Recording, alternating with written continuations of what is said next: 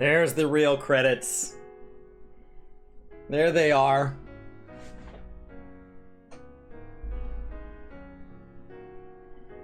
That's awesome.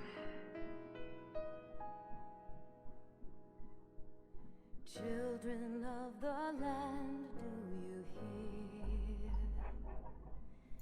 Echoes of All right. So how do I feel? I mean, I was told over and over this was like the greatest expansion for people. So like my expectations came in pretty high. So I wasn't maybe as blown away as if I'd heard nothing. Yeah, it's just like an expansion to ARR. It's substantially better paced than ARR. ARR struggles in that it was an 18-month built video game and an 18-month written story, and then they were put together. And so there are aspects of ARR where the video game doesn't do service to itself as a video game, and it definitely doesn't do service to the narrative that it was trying to get out the door. And so if you could get it as a movie, I think that, you know, ARR the movie, ARR the TV show today might be a better way of telling ARR the story than what the video game of back then was able to do.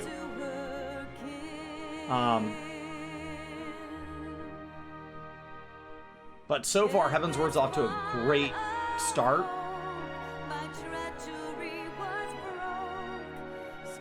They delivered a lot more punches that I thought they would have pulled. They set up a ton of lore. At this point, they've already established a lot of the world, so they didn't have to waste a bunch of lines explaining what an Ascian is and what a Primal is. They could really just, like, they could have dense, meaningful quests that were straight to the point because they didn't have to teach us all of that. So, like, if Heavensward was meant to stand independent of ARR, where, like, you could start with Heavensward, it would have had to blather on about a lot of stuff that we learned in ARR. So back when I played ARR, I was trying to catch up, and so I rushed and skipped story, and then when Heavensward got here, I tried to just hop in and take it on, and like these quests were all really fast, and they kind of just blew past everything. And so like I was forced to stay a skipper because there was no way to enjoy Heavensward independently of the original game. It was truly an expansion, a DLC, a sequel, a part 2, because you can't start here.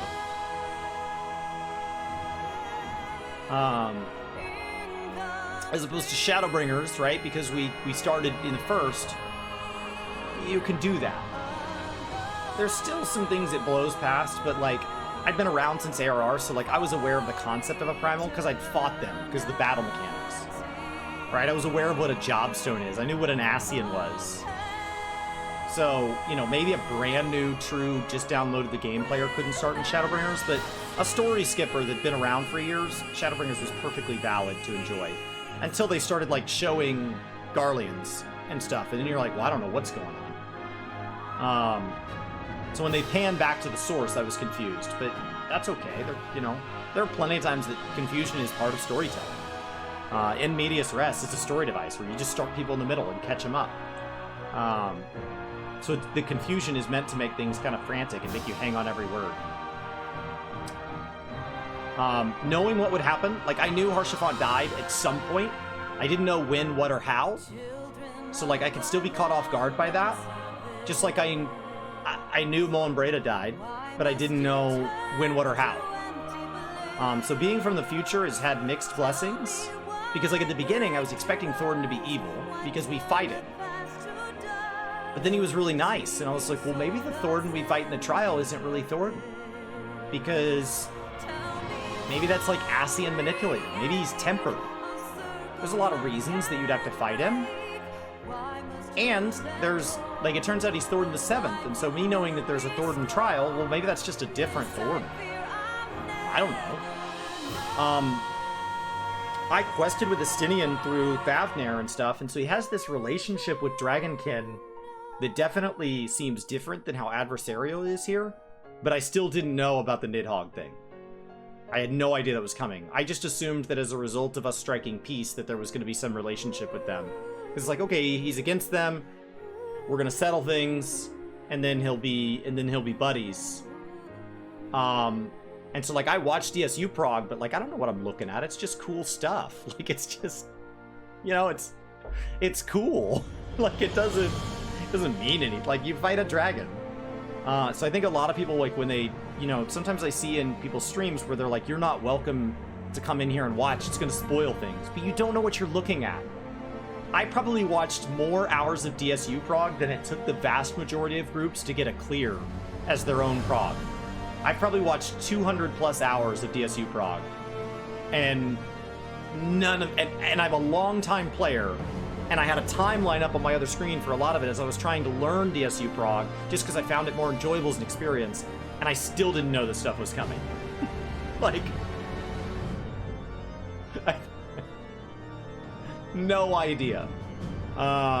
It's hard to know what you don't know. I did know Ysola wasn't going to die. You know, that might have ruined that moment, but I did know she wasn't going to die. Because what's driving the boat is MSQ is the first and foremost goal. More so than job quests, more so than trials, more so than alliance raids. MSQ is the goal. MSQ is what's driving the pacing. So I had to clear this before 6.2 dropped because I wanted to clear all of the base MSQ dungeons before duty support came in and possibly changed them. Because like I wanted to run Toto Rock as it was before it became what it is. I think what it is better, but I wanted to know what it was first. So I kind of have one last chance at that. So I do think that like not having done the Summoner quest line is a bit of a bummer. Not having finished basically all my class quests is a bit of a bummer. I ran out of time. I'd love to do some side quests.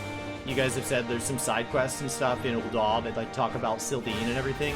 I'd love to have all that clear. But I think if you start, there's kind of an if you give a mouse a cookie thing where it's like, just do MSQ. Okay. But like also your class quests. But like also the raids and alliance raids. Yeah. And then like any trials and optional dungeons. Sure. And then like any additional class quests you can do in your crafters and gatherers. Fair enough. And any other plus signs. Obviously. And like some significant side quests. Okay. And you might as well just clear the rest of the side quests in the zone. Yeah. And your fishing log, sightseeing log, and those can also teach you some things. Alright. You're going to want to interact with the books in dungeons, and then get the Encyclopedia Orzia. There's some supplemental reading that you could do on like the lodestone from time to time later on. You're going to want to gauge some of that. Right. Some of the voice acting is worth listening to in another language. Oh, okay.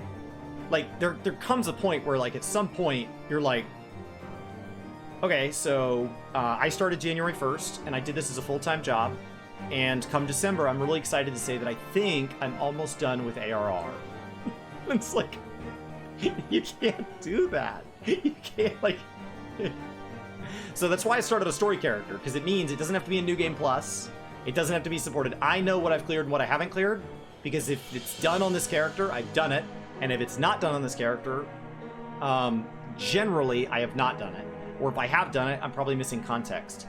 So because of 625, we went ahead and jumped ahead and did Hildy. So I did Hildy on my main, because I could New Game Plus it, and because I had only done the ARR Hildy. So I finished up ARR Hildy, New Game Plus to ARR, and then did Heavensward and Stormblood. It triggers some like extra bonus quests. I did not do those for fear that they would spoil something about the MSQ to those expansions. So like I already been in Ishgard for story in lore streams recently, interacting with the houses. So it's possible that through like 6.x they kind of push things out of order from time to time.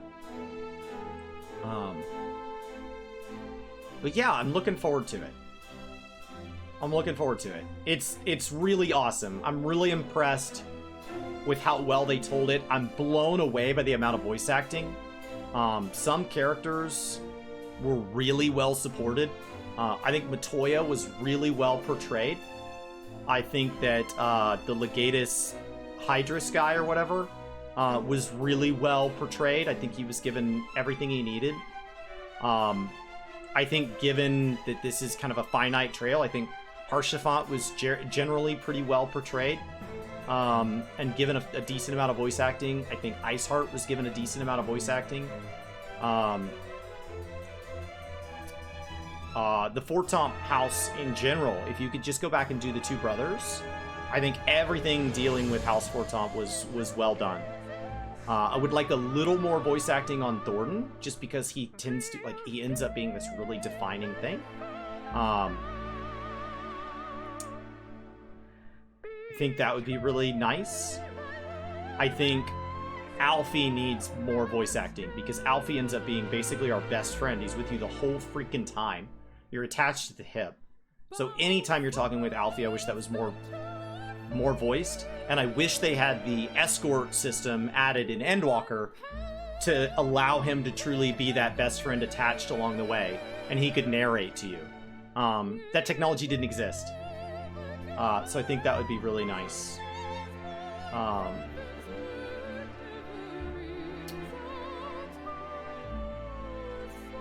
It just generally shocked me how much voice acting there really was.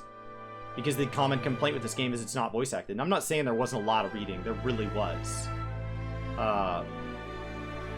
But it was a lot more voice acting than ARR. A massive leap forward over ARR. An absolutely massive jump. The music was a lot better in instances. The zones were really hit or miss. Some zones fell largely silent, and so, like, as opposed to like Shadowbringers and Endwalker, where like the zone music is something that you can just bask in. That's something that clearly gets better as we go. It largely fed me all the gear I needed. Lots of experience, especially with Road to 80. So no complaints there. The zones were well paced. The zones were way better introduced. I feel more of a connection with Sea of Clouds. I feel Oz's Law for sure. Oh my god. Massive connection there, as opposed to just as a story skipper. It was just a cool looking zone. I did do my Heavensward Relic zone, so like I was aware of a little bit of it, and like obviously I've gotten to know some Allegan lore. So anytime I've gone back there for like my gathering log or sightseeing log on my main, I'm aware of some of it, but this was awesome.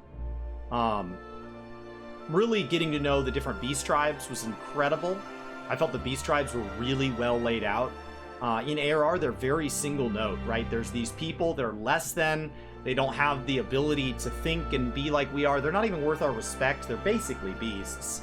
And all they do is anytime they get together and they do have thought, they just summon primals. And so they kind of get just like relegated down to like, they don't have cultures, they don't have religions, they don't have beliefs. They're just simpletons. They're just idiots.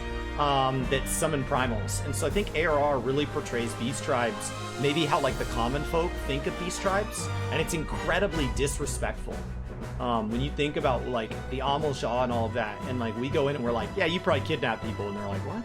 Like it just like, we're really disrespectful of the beast tribes. And so I think a lot of the lore is probably locked behind the beast tribe quest because the MSQ portrays them how people think of them, as opposed to in Heavensward. I think they did a better job straddling that line, saying, hey, you may not do the beast tribe quests, so we're going to show you some of that complexity in the marquee, the main story, where I think some of that complexity was on display, and I don't have to go do optional side content to get to it. It's right there in the main story.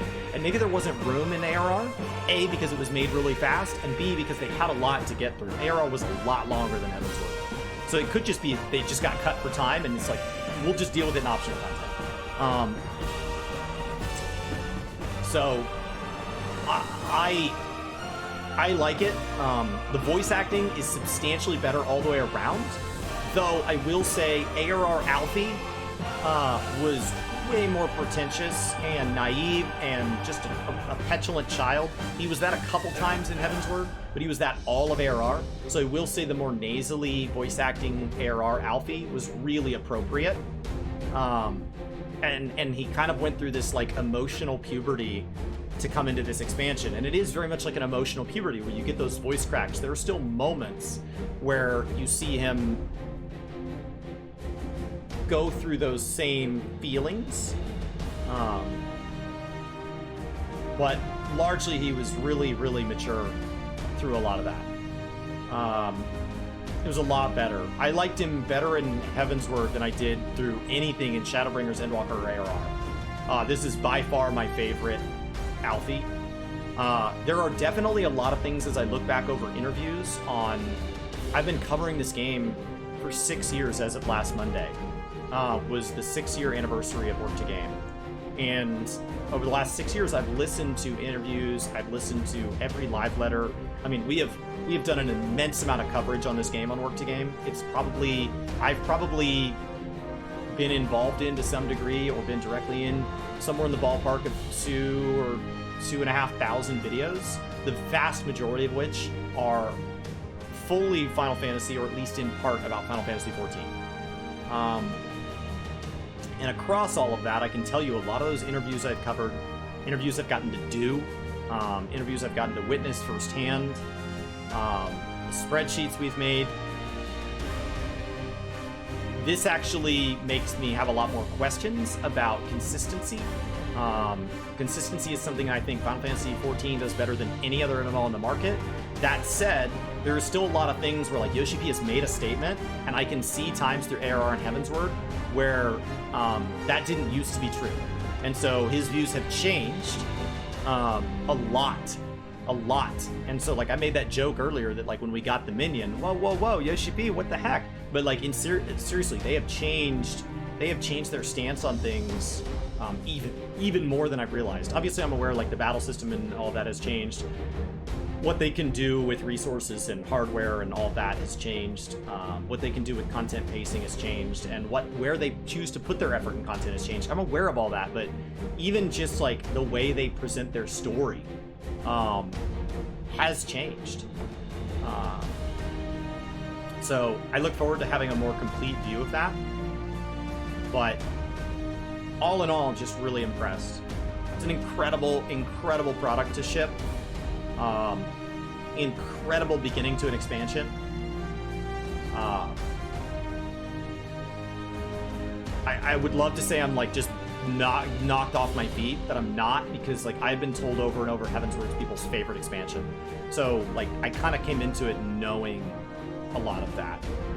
I kind of came into it aware, right? If you got a chance to go back and replay the Burning Crusade Classic with a guild that was really like getting you in the immersion of it and making you prog and all of that, and you're like, wow, this is really well paced and I love all this. It's like, well, yeah, but everybody, like a lot of people like the Burning Crusade.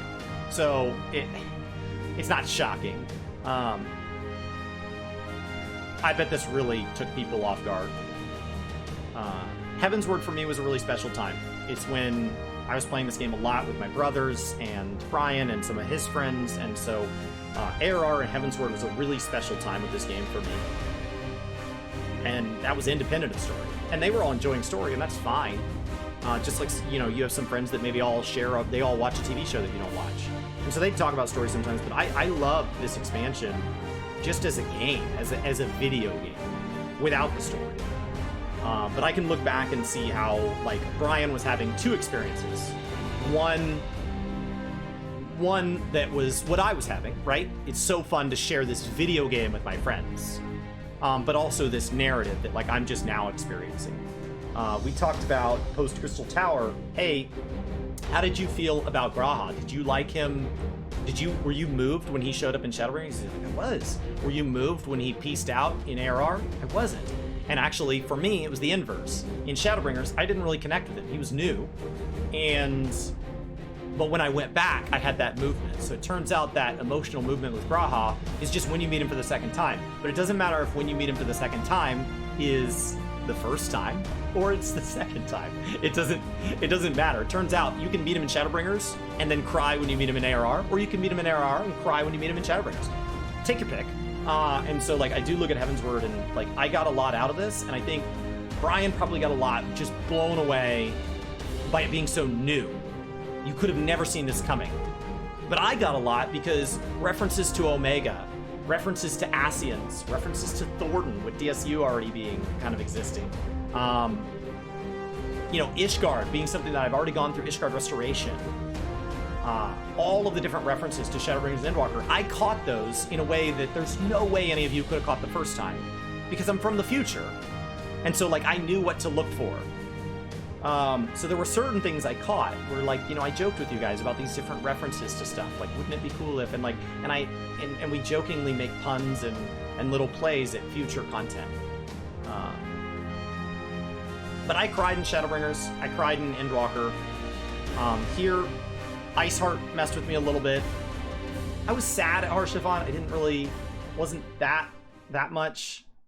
Iceheart was hard. Nothing's been as hard as Coils. Coils is the hardest hitting portion of this entire game.